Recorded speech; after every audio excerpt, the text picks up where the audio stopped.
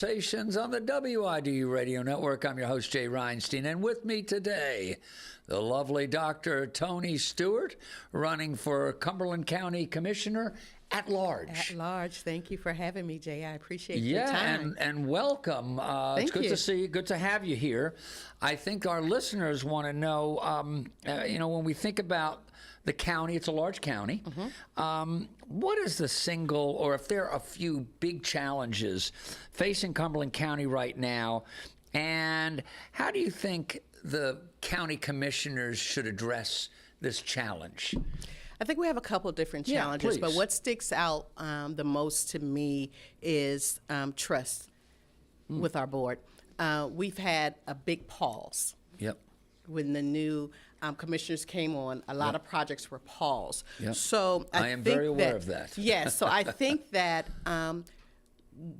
one of our issues is gaining trust after the pause. How does the community, how do they trust us after such a pause? Now, the pause was for different reasons, right? And so you heard a lot of what the previous board did. And so we have to gain the trust of the community after such a hard pause. Did you think, I'm just curious, did you think people were pointing figures at the previous board? Was it that? Okay, so that's what it was. Got it. In my opinion. Got it. And that's because I was a part of the previous got it. board. Understood. And I was the only one that did not win my elections. The other two retired. And so there was a lot of conversations about the previous board and what was not done thoroughly or what was not done efficiently. And so because I was on that board, it wasn't necessarily pointing at me, but I can't hide and say I wasn't a part of the previous board, and I was. So it's about gaining trust. Government, people already don't trust government. That is true. And so now I hear, okay, well, that wasn't a good board, and, that's why we can't trust government, but we still have government, and we still have to have the trust of the people, especially with being a Health and Human Service board. That represents people. That's right. We got to gain the trust. So that sticks out to me. I'm going to always talk about people first. So that's an issue for me. And what we can do about that is have more honest conversations. Transparency has become a buzzword. It has. It has become a buzzword. But, you have your different perspectives and your different vantage points. But at the end of the day, there's a bottom line. So let's talk about the bottom line. That way, openly and honestly. Not your opinion, not your perspective, but openly and honestly, let's talk about this bottom line and get the trust of the people again. How do you do that? So you're on the board. You want to have these open and honest conversations to hopefully regain that trust that maybe, which some of it has been lost. How do you facilitate that? We got to go to where people are and say, you know what? I'm part of the community too. I'm not just a commissioner. I just don't sit on the board. I'm a part of this community as well. I remember on Johnson Street, there was a trailer park there years ago, and there had a lot of electrical problems, and so the electricity was shut down. In the trailer park, I wasn't a part of any government or anything like that. But what I did was I got some people together and went out there to where they were. They weren't coming to a meeting to say, help us. We need food. We need this. They weren't doing that. But we got to go to where they are and say, you know what? I'm a part of this. I am you and you are me. I'm not exempt from life. So I'm right here with you. So I think that gaining their trust is showing them how much alike we are, not how superior we are, because we're not. It's an important message. Again, we're talking to Dr. Toni Stewart, running for Cumberland County Board of Commissioners at large. And just explain to the listeners the difference between, and you'd think it was so simple, but explain at large compared to running for a district. So when you run for a district, we have District 1 and 2. District 1 consists of Spring Lake and Fayetteville. District 2 consists of the other municipalities, and we have 9 different towns or cities, however you want to call it. And so at large, you are running the entire county, not just Hope Mills, Vanderway, Stedman, Godwin, Falcon. Good. Linden. Wow. Yeah, you're not I'm just impressed. running there, but you are absolutely running for the entire county, which means all of those municipalities, including Spring Lake and the entire city of Fayetteville. Got it. Yeah. That's interesting. Thank you for providing that information to our listeners. How do you balance a focus on economic development with also protecting neighborhoods, infrastructure, quality of life? Because everyone's always talking about economic development. You want to attract more businesses. That helps with the taxes, increases the tax dollars. So how do you balance that? You put people first. Okay.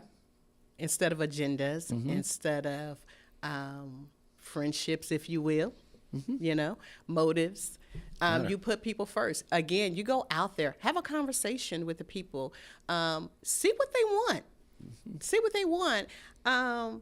Make sure that we invest in infrastructure.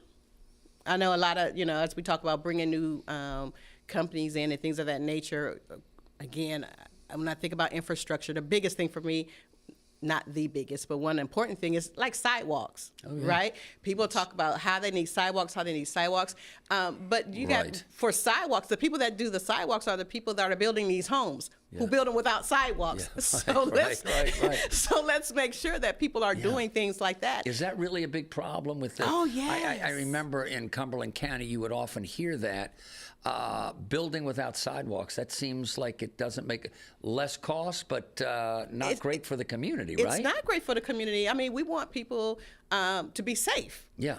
So how can we be safe? I remember out there on the north side, I want to say North Regional Library, Commissioner Adams and I want to say DJ Hare was advocating for sidewalks out there. Can you imagine how busy it is on Rose Hill Road and all of that, and there's no sidewalks? It's a safety issue, it's a safety concern, and then we want people to get out and be healthy and move and all of that. So it's a pretty big deal.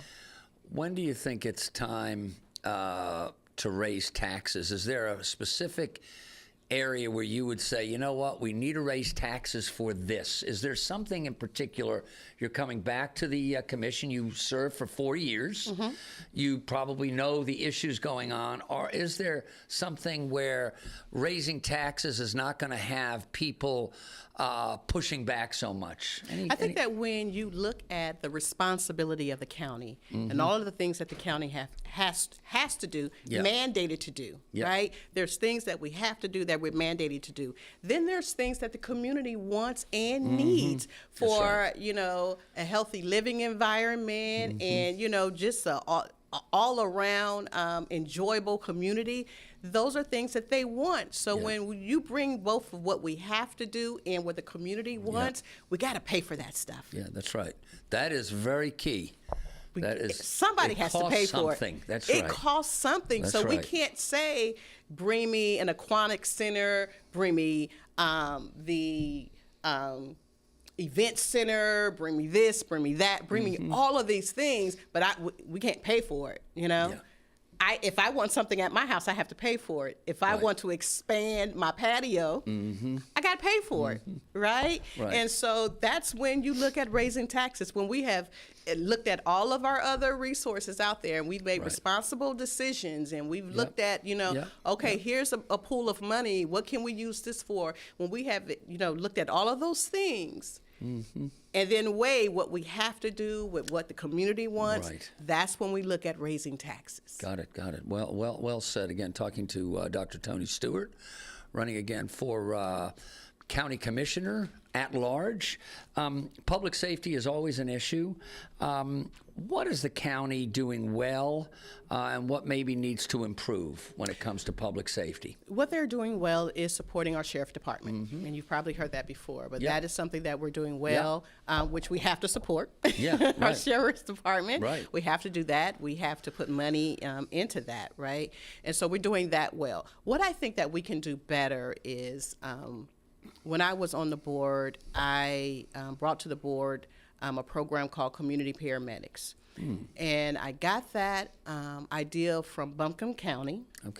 And what that is, what they do there is if a call is placed and somebody is in crisis, and you know that I am invested into our unsheltered community. Right. And so when people call and someone's in crisis, what they do, they call 911, they bring the police out. Got it. What happens the most of the time, the majority of the time, is they end up going to jail. And it escalates these It situations. escalates, but it's a cycle. They go to jail. Right. They realize, oh, they're having a mental health crisis, so let's give them some medication for 3 days. After that, the medication is gone, and they're back out there, and they're back where they started. So it's a revolving door. Right. So the community paramedics program, and what I got from Buncombe County is, what they did was they would, when they realized it was a mental health crisis or something of that nature, they send the right people out there. They don't need to be incarcerated, right? They need mental health assistance. And so what they did is since they had a van that was equipped, they had people who could talk to them, and that kept them from being incarcerated. Sometimes they end up going to Cape Fear Valley, right? Because they're having a mental health crisis. What happens then is our officers then have to sit with them until they are done. Sometimes the shift is over. They can't go home. They have to stay with that patient. And they don't need to be there at that, perhaps not at that time. But the easiest thing is that's been utilized is send them to jail. But that's easy. not the solution. Right, exactly. It's not the solution. So the community paramedics is what I brought to the board, really what I was pushing for. Is it in existence now, or they? So Cape Fear Valley, they ended up hiring the guy that did the community paramedics in Buncombe County. They ended up hiring him, which is great. I don't care who, as long as we get it done. So they have a form of community paramedics, and what they do is kind of follow up once people are released from the hospital with medication and things of that nature. Got it. What I am trying to do, and my desire, is to help before that. If it's a mental health crisis, let's send people out there who can address the mental health crisis. That makes a lot of sense. With the right training and things that I know our officers are being trained. But we want somebody that's focused. And this is what they do. This is all they do is help de-escalate and help people who are in crisis. I know the city of Durham has a program called the Heart Program. And I came from the city of Durham before I came to Fayetteville, and I know that's relatively new, but it's a model that other cities and counties are looking at. So it makes sense, exactly what you're saying, de-escalate and not handle with law enforcement, handle with the right folks. Absolutely. While the county is not running schools day to day, what do you think your responsibility is to students and teachers as a county commissioner? I think that our responsibility as a county commissioner would be to give them as much funding as we can. We can't tell them how to spend their money, of course. There were so many things, and again, I'm always about people first. When the previous superintendent was here, and would have conversations about, we really need this, Commissioner, I really need this, we really need that.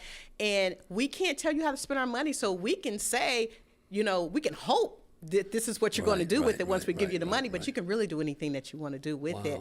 And so I would say, if you would earmark this for that, then that's something I could get on board with, if you could just tell me this, But if we can continue to fund them as much as we can, because they're all entitled to a great education. True. And our teachers, I say all the time, our teachers, I'll be 55 in June. When I was much in school, younger. I tell people that I'm in my late 70s, and they tell me I look great. Oh, wow. And when I tell them I'm 64, they say not so great. Not so great. You look phenomenal. There you go. You look phenomenal. But I tell people that when I was in school, the biggest issue our teachers had was a girl crossing over into womanhood. Now our teachers have to do so much before they even teach. Yeah, my two daughters are teachers. Yes. And absolutely right. They have to do so much before they even get to the books. They have to deal with what's happening at home. Did you eat today? Do you have holes in the bottom of your shoes? Are you wearing a coat? They have so many things that they have to deal with before they can even teach. So if we can come together and fund as a county commissioner, fund as much as we can fund, but help them deal with the whole child, because that's who they have to deal with. Not just the education of the child. They have to deal with the whole child. So can we come together as a board and as a community and deal with the whole child so that the teachers can do their job? Yeah, I think that's extremely well said. So March 3rd is the primary. Why should people vote for Dr. Toni Stewart for County Commissioner at Large? Why should they vote for you? People should vote for me because I'm not going to make them promises, right? I'm not going to make them promises because I'm just one person on a board. So I can't tell you what's going to happen, but what I can tell you is that I'm going to fight for you.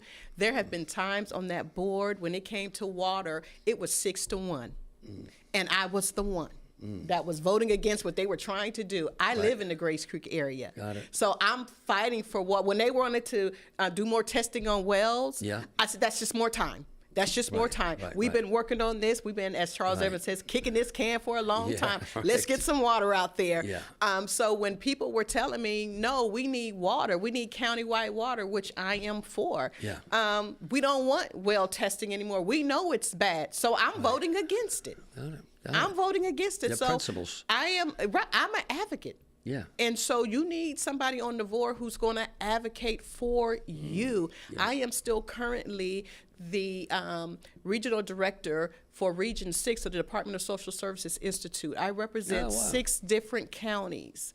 And because I want to continue to be an advocate for people. And so I'm going to be the one that's not going to make you promises, but the only promise I will make is that I'm going to fight for you. I am going to be an advocate for you. I'm not waiting on you to come to me. I'm coming to you. And so I take a boots on approach, and that's who I am. That's who I am on the board, off the board. Nothing has changed. I'm still showing up. Got it. Well, thank you so much. Thank you, we really appreciate it. Again, here with none other than Dr. Toni Stewart. See how that happens? Running for County Commissioner at Large, March 3rd. Thank you so much for joining us today. Thank you so much for having me. Really appreciate it. And you've been listening to Canada